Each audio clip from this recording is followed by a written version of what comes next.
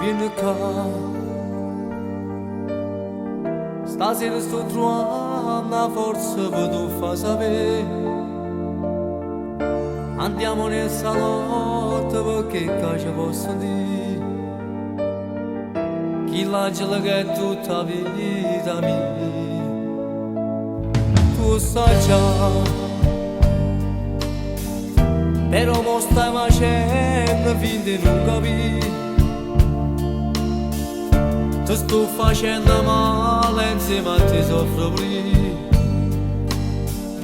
Ma non ti sei pigliata vita mia. Non c'è non mi può trattenere neanche che lacrime. Ma stringe forte e dice a che te lasciala. Ma non lo posso fare, ti prego credimi.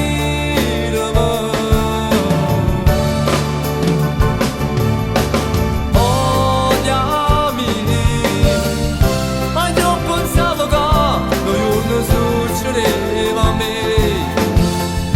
A chi tu scemi cosa se tu stava innamorata. Ascoltando senza niente 15 anni insieme a te. Non sbaglia, solo quando cresce sto creatura da sapere.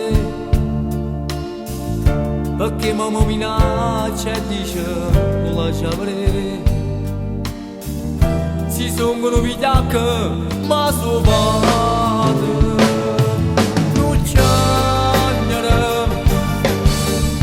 Non mi può trattenere neanche che la